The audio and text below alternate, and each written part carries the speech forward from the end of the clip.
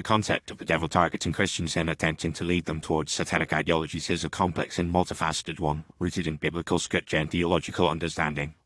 According to Christian teachings, the devil, also known as Satan, is an adversary of God who seeks to undermine his authority and destroy his creation. As the primary adversaries of Satan, Christians are indeed the focal point of his attacks, as they are seen as a threat to his power and dominance. The Bible describes Satan as a deceiver, a liar, and a thief, who seeks to steal, kill, and destroy all that is good and righteous. John 10:10.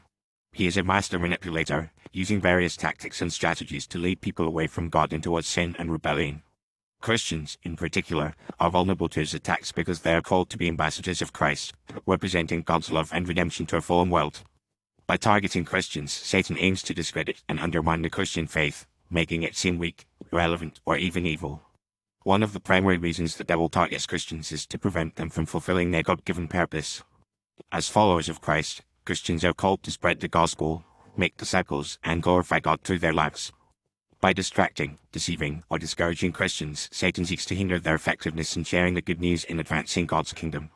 He uses various tactics such as temptation, fear, anxiety, and doubt to undermine their confidence in faith, making it more difficult for them to live out their Christian witness. Another reason the devil targets Christians is to lead them into sin and compromise. By tempting Christians to engage in sinful behaviors or adopt worldly values, Satan seeks to tarnish their reputation and discredit their testimony. When Christians succumb to sin, they not only harm themselves but also bring shame to the name of Christ, providing ammunition for Satan's accusations against God's people. Furthermore, by leading Christians into satanic ideologies such as occultism, mysticism, or humanism, Satan seeks to replace their biblical worldview with a secular or pagan one, thereby eroding their faith and commitment to Christ.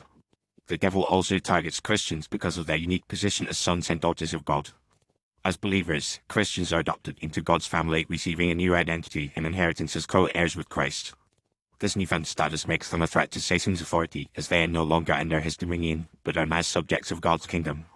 By attacking Christians, Satan seeks to undermine their sense of identity, security, and belonging, making them question their salvation, their relationship with God, or their purpose in life.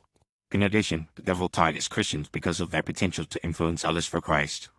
As salt and light in a corrupt and dark world, Christians are called to be agents of transformation, bringing hope, love, and redemption to those around them.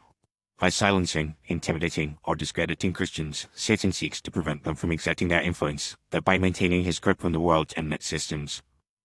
When Christians are effective in sharing their faith, demonstrating God's love, and living out their values, they pose a significant threat to Satan's kingdom, making them prime targets for his attacks. In conclusion, the devil targets Christians and attempts to lead them towards satanic ideologies because they are a threat to his power, authority, and dominance. By undermining their faith, distracting them from their purpose, and leading them into sin and compromise, Satan seeks to discredit the Christian faith, prevent the spread of the gospel, and maintain his grip on the world. However, Christians are not defenseless against these attacks, as they have been equipped with the armor of God, including the belt of truth, the breastplate of righteousness, and the sword of the Spirit. Ephesians 6:10-18.